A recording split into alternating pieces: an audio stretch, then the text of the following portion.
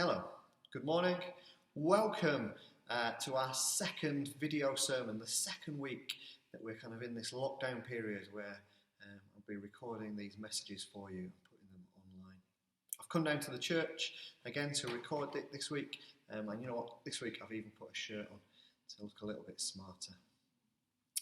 We've also got some notices this week. Oh, it feels like being in church already, doesn't it?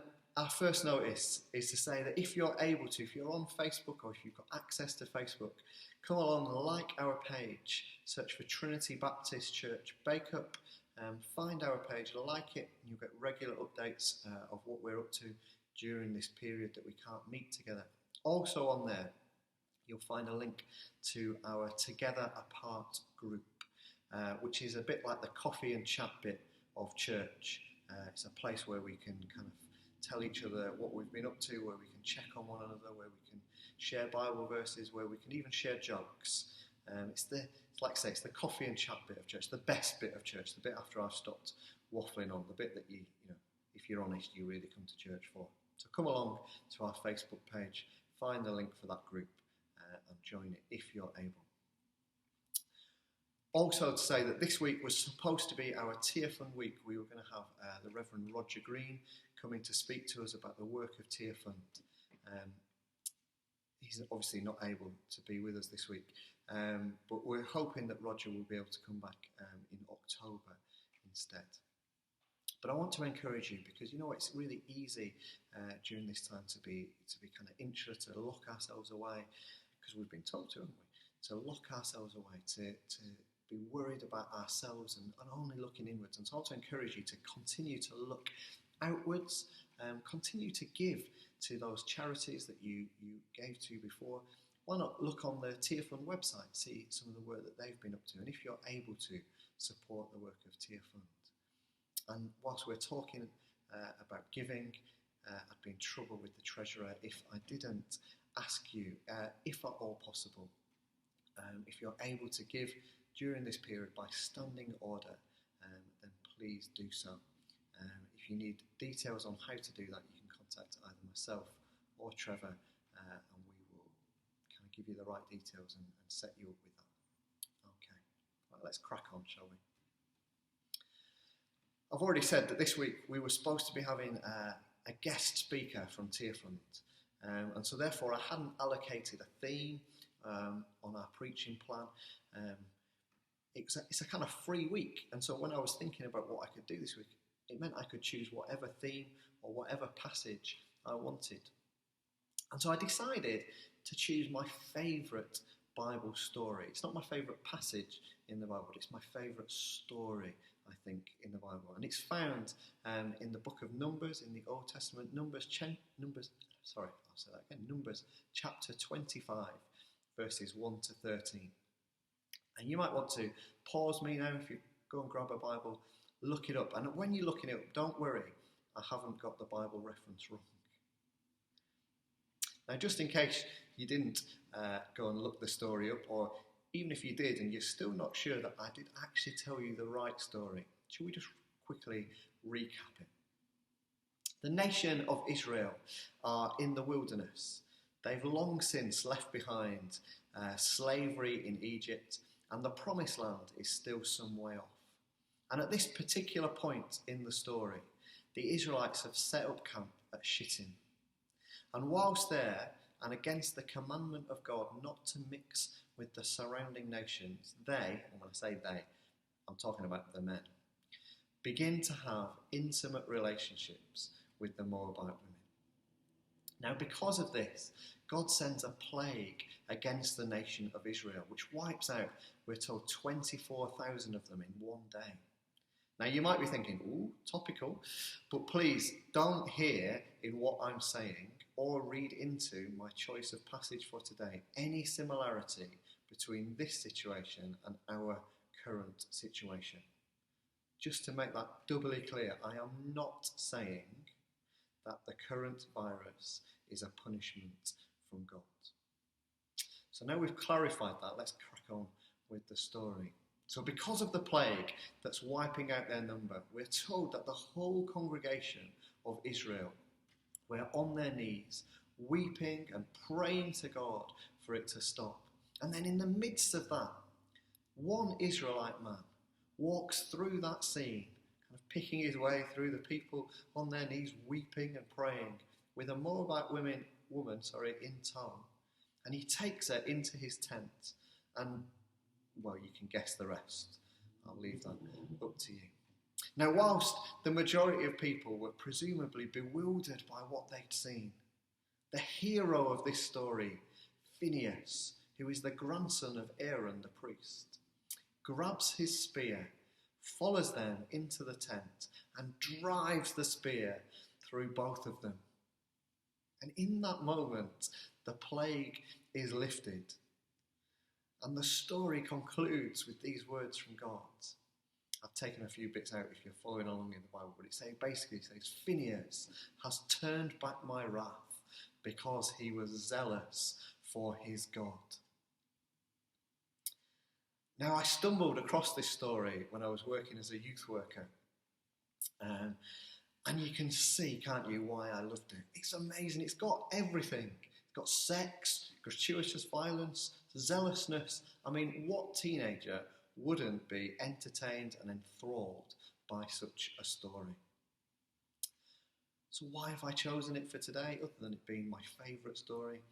Well, you know what? In truth, despite its appeal when you're working with teenagers, there is actually quite a lot not to like in this story, isn't there? The idea of a vengeful God. The notion that violence and death are the answer to our problems.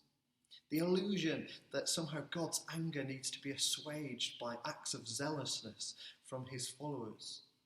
All of these things, if I'm honest, I've got something of a problem with. And they've probably led to more dodgy theology and associated problems down the years than is helpful.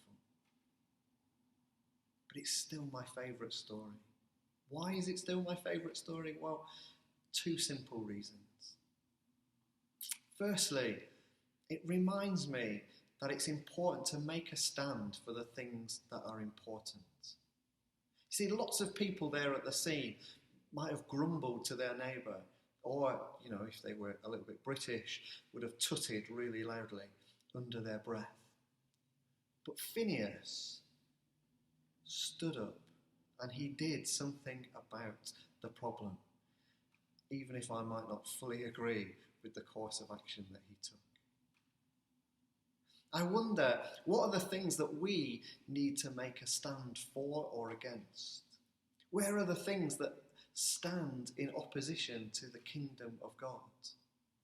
Down the years, many Christians might argue that they have done that they've taken a stand for God by, for example, boycotting cinemas showing Monty Python's Life of Brian, or by organising petitions against same-sex marriage. Now, this isn't really the place, in a video message, is not really the place to get into a detailed argument for the merits or otherwise of such stances. Suffice to say that I do not believe, if Jesus were around during either of those instances, that those were the things that he would have chosen to make a stand over. Rather, when we read the stories of Jesus, we see that he tells us that the most important commandment was to love the Lord our God with everything we have, and that we are to show our zealousness for that by loving our neighbour as ourselves. So maybe he would have taken a stand against the things that stop that love from being shown.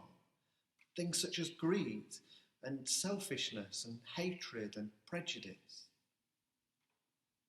It's been quite heartening in some ways over the last couple of weeks to see people being vociferous in their condemnation of the greed and the selfishness that has seen supermarket shelves stripped bare whilst bins overflow with wasted foods, and which has led to fights over packs of toilet rolls and so on and so forth.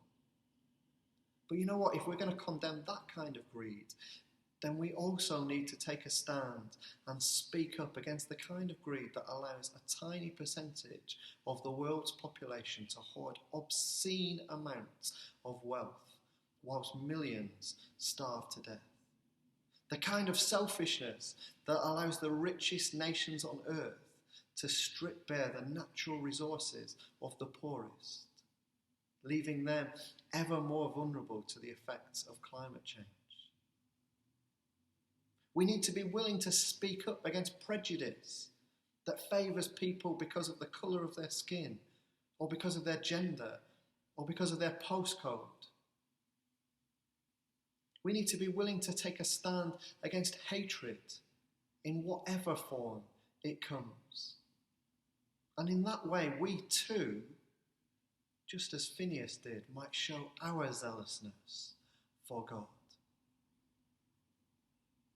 And you know what? The second and the final reason that I love this story is that it reminds me that for my stand to be effective, I need to kill those things dead in me. I need to realise that all of these things, greed, selfishness, prejudice, hatred, they exist in me too. They're not just a problem that exists out there, but at times I am greedy. I am selfish. I show prejudice and I allow myself to hate others in the way that I speak about them or in the thoughts that I have about them. And so if I'm going to be zealous in my love for God and my love for others, then I need to kill those things dead when they appear in me and not allow them to linger. You see, so often we make excuses for ourselves, don't we? Well, I know that I shouldn't take more than I need from the shops at the moment, but everyone else is doing it and I don't want to be left without. Or, well, I know I shouldn't hate others, but you know what? That person isn't like me in some crucial way. They don't believe what I believe, or they didn't vote the way that I voted, or whatever it is. And so it's okay if I speak badly about them, or if I hope that something bad befalls them. But you know what? If I allow these things to live, they grow, and eventually they snowball. And so occasionally I need to remind myself of the story of Phineas. And I need to take my spear and I need to kill all that is within me that prevents me from loving the Lord my God with all my heart, with all my soul, and with all my mind. And from showing that zealousness in the way that I love my neighbour as I love myself. Plus, it's just a very good story. I want to finish this video message with a prayer. We're going to pray the prayer of Ananias. If you were in church a few weeks ago, we did that then. But if not, I'll talk you through it. Just take a deep breath. Sit up straight, make yourself comfortable. Take that deep breath. And now just think about yourself. Take a moment to consider how you feel. And then give that feeling to God. Ask God to come and be with you in that. And as I say these words, just say them quietly to yourself. May the love of Christ take hold of me. May the light of Christ shine in my heart. May the love of Christ flow through me like a river.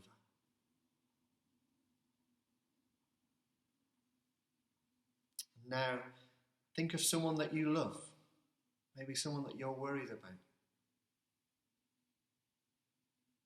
Just picture them in your mind and pray these words over them. May the love of Christ take hold of them.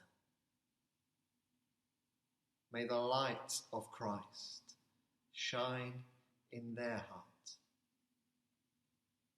May the love of Christ flow through them like a river. And now finally, think of someone that you find it difficult to love. For whatever reason, picture them in your mind. and then pray these words over them.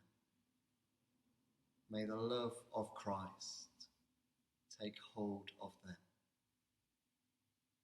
May the light of Christ shine in their heart. And may the love of Christ flow through them like a river. Amen. Thank you for joining me for this. Don't forget to check out the links for a few songs that fit with this message so that you can have a full act of worship. And I'll see you again next week.